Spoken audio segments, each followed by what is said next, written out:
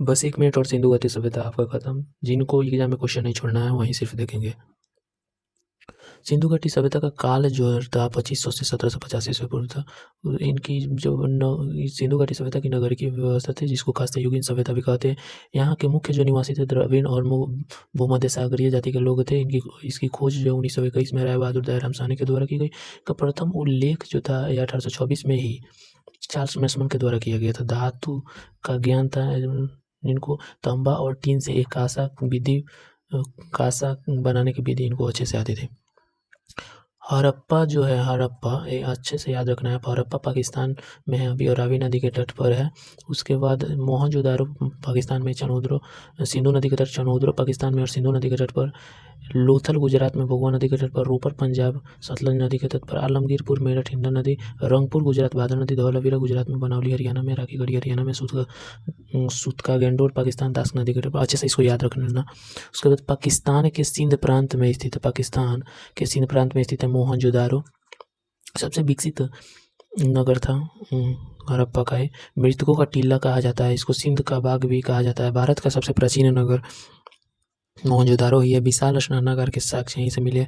सबसे बड़ी इमारत अनागार है और कांस्य की नर्त की मूर्ति प्राप्त मोहनजोदारो से हुई है। सिंधु नदी के तट पर तो है। लोथल जो है सिंधु सभ्यता का प्रमुख बंदरगाह था। यहाँ से अग्निकुंड के साक्ष्य, चावल के साक्ष्य, मन के बनाने का कारखाना, घोड़े के लघु मृण मूर्ति मिली है। ठीक है। नालिया जो है थी पक्की ईंटों से बनती थी यहाँ की। काली बंगा जिसका अर्थ काली चुरिया होता है, जूते हुए खेत के साक्ष्य, नकाशीदार ईंटों के साक्ष्य, अग्निकुंड के साक्ष्य यहीं से मिले हैं। ठीक है, अच्छे से याद रखना आप। नगर यहाँ के जो थे गीड़ पद्धति से बनते थे, गीड़ पद्धति से। ठीक है। घर और नगर दोनों ही गीड़ पद्धति से बनते थे। सड़कें एक दूसरे को समकोण पर काटती थी। उत्तम जल निकासी प्रणाली थी यहाँ पे। पक्की ईंटों का प्रयोग होता था। ठीक है। लिपि जो इनकी थी भवात्मक थी, दाएं से बाएं लिखी जाती थी। अभी तक पढ़ी नहीं गई है इनकी लिपि। ठीक है। मोहरे पर लिपि के नमूने मिले हैं। मातृशतात्मक इनका समाज था। ठीक है। मुख्य फसल गेहूं और जौ था। मिठास के लिए शहद का प्रयोग करते थे। सूती ऊनी वस्त्रों का प्रयोग करते थे। मनोरंजन के लिए मछली पकड़ते थे, शिकार करते थे, पासा खेलते थे।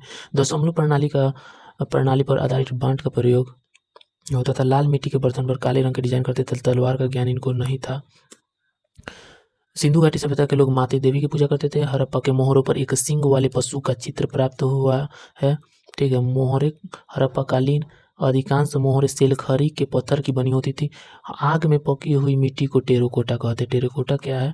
आग में पकी हुई मिट्टी। और लोथल तथा कालीबंगा से अग्निकुंड के साक्ष्य प्राप्त है। दमदाबा जो महाराष्ट्र में सबसे दक्षिणतम स्थल है, यहाँ से रथ की मूर्ति प्राप्त हुई है।